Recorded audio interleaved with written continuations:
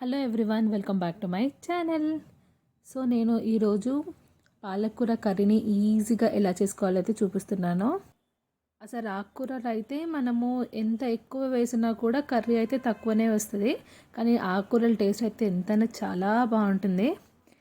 So నేను ఇక్కడ తీసుకున్నది అయితే 2 కట్టలు. ఆ 2 కట్టల్లో ఒక్కొక్క దాంట్లో 4 ఉంటాయన్నమాట. సో మంచిగా వాటిని అన్నిటిని క్లీన్ చేసుకున్నాను. ఇలాగా మనము లేత ఉన్నవైతే అన్ని కాడలు ఉంచుకోవాలి, కిందవైతే కట్ చేసేసుకోవాలి. అసలు పాలకూరల్లో అయితే మనకి చాలా న్యూట్రియంట్స్, చాలా ప్రోటీన్స్ కూడా ఉంటాయి. ఫస్ట్ అయితే ఇందులోకి అయితే ఆయిల్ని అయితే వేసేసుకోవాలి. ఆయిల్ కొంచెం హీట్ అయ్యాక ఇందులోకి అయితే ఆనియన్స్ని అయితే వేసుకోవాలి. నేనైతే ఇక్కడ ఓన్లీ ఒక 2 ఆనియన్స్ని అయితే వేస్తున్నాను. ఇంకా కావాలంటే ఇంకొన్ని ఆనియన్స్ని కూడా వేసుకోవచ్చు. నేనైతే ఇక్కడ ఓన్లీ 2 అయితే వేసుకున్నాను.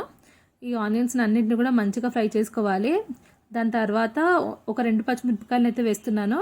ఎందుకంటే మా ఇంట్లో అందరు పచ్చిమిరపకాయలు అయితే తక్కువనే తింటారు. నేను ఒక్కదాన్నే తింటాను, అందుకని ఇప్పుడు చూసిన ఒక 2 to 4 తప్ప ఎక్కువ వేయను.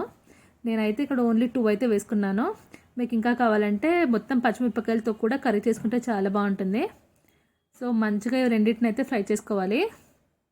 ఈ రెండింటిని మంచిగా ఫ్రై అయ్యాక దీంట్లోకి అయితే ఇంకా పాలకూరని అయితే వేసుకోవాలి. పాలకూర వేసాక మంచిగా దాన్ని కలుపుకోవాలి. పాలకూరలో నుంచే మనం ఒక వాటర్ అయితే వస్తుందన్నమాట.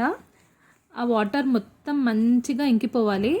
మీరు కావాలంటే ఈ పాలకూర వేసాక ముందే వెల్లుల్లిపాయలు కూడా వేసుకోవచ్చు. నేనైతే ఇక్కడ స్టార్టింగ్లో వేయట్లేదు. ఇలాగా మొత్తం మనకి పాలకూర మొత్తం ఆ బాయిల్ అయిపోతుంది కదా, దాని తర్వాత కొంచెం అల్లం వెల్లిపాయ పేస్ట్ని అయితే వేస్తున్నాను. ఎక్కువ వేసుకోకండి, కొంచెమే వేసుకోండి. అల్లం వెల్లిపాయ పేస్ట్ పచ్చివాసన పోయేంత వరకు ఫ్రై చేసుకున్నాక దీంట్లోకి అయితే ఇంకా పసుపు, కారం, ఉప్పునైతే వేసుకుంటున్నాను.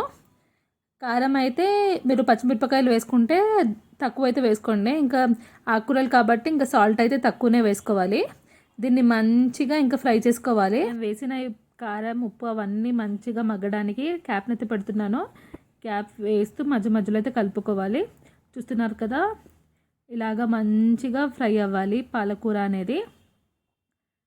మనకి ఇంకా వాటర్ అవన్నీ అయితే ఇంకేం వేయాల్సిన అవసరం లేదు. కావాలంటే కొంచెం అయితే వేసుకోండి. నేనైతే ఇక్కడ అయితే ఏం వేసుకోవట్లేదు. ఇలాగా మంచిగా మనకి పాలకూర కర్రీ అయితే ఈజీగా అయితే ప్రిపేర్ అయిపోతుంది.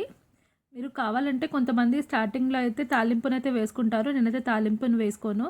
కావాలంటే స్టార్టింగ్లో ఒక తాలింపు వేసుకొని దాంట్లోకి మనం చేసిన కర్రీ విధంగా కూడా చేసుకోవచ్చు. నేనైతే ఏమి వేసుకోకుండా ఇలా సింపుల్గా అయితే చేస్తాను. కర్రీని అయితే ఒకసారి ట్రై చేయండి. ఇలాగా కూడా చాలా బాగా వస్తుంది. అసలు మనము కొంచెం కర్రీ వేసుకొని తిన్నా కూడా చాలా టేస్ట్ అయితే ఉంటుంది.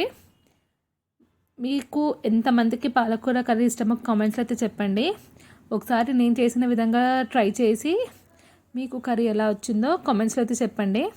ఈ వీడియో కనుక నచ్చితే తప్పకుండా నా ఛానల్ని లైక్ చేయండి, షేర్ చేయండి మీ ఫ్రెండ్స్ అండ్ ఫ్యామిలీ తోటి. ఇంకా సబ్స్క్రైబ్ చేయడం అయితే మర్చిపోకండి. Thank you for watching.